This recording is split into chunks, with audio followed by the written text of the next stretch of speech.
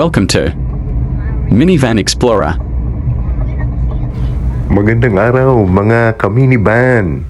Ngayon ay December 25, 2024. Maligayang Pasko sa lahat. Naway nasa mabuti kayong kalagayan.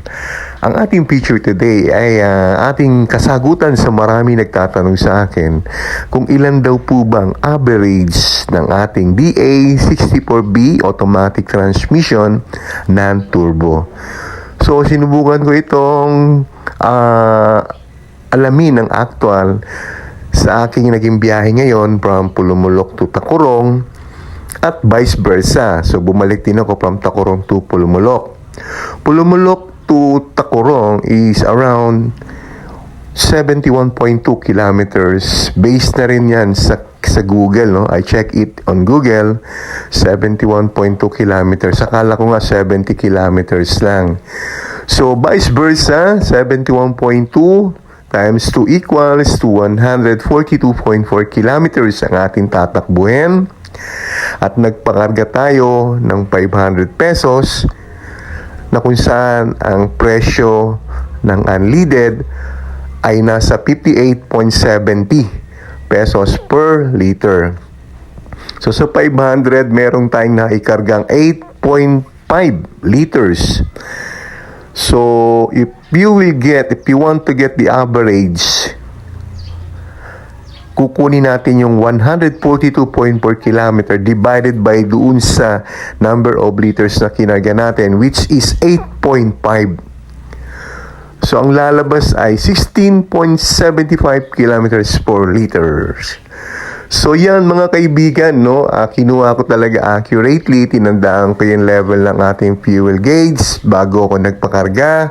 Ito na po ang sagot sa inyong mga katanungan, mga concerns, kung ilan po ba ang average ng ating DA64B.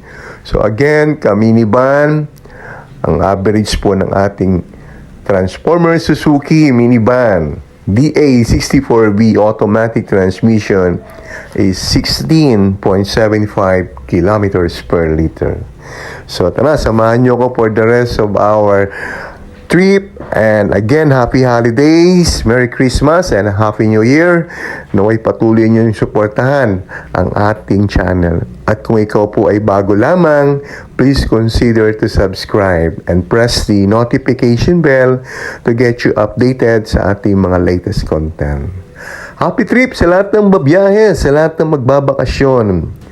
At muli, huwag natin kalimutang magdasal, magpasalamat sa Ginoo, sa ating Creator, sa lahat ng biyaya, sa lahat ng blessing na ating tinanggap nitong taong 2024.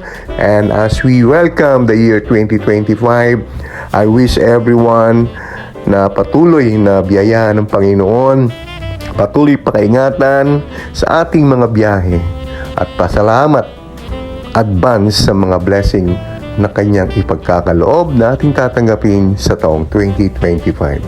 So, yun lang po muna, minivan, until our next content. Dito, pabalik na tayo ng Pulumulok at around 6:30 in the morning.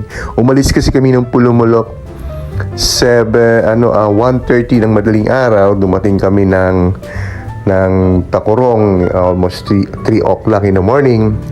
And umati ng konting ng Noche Buena dahil na rin sa imbitasyon ng isa nating kaminivan. So we lasted there at siguro mga 3 oras. Kaya nung 6:30 bumalik na kami ng Pulumulok para makapagpahinga. So muli maraming salamat sa panonood ninyo, sa oras na ibinigay nyo.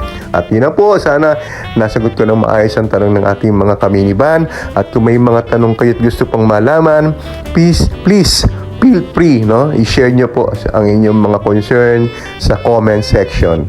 Do not hesitate, magtanong po kayo, tayo na iabot natin makakaya, kukunin natin ang accurate na kasagutan.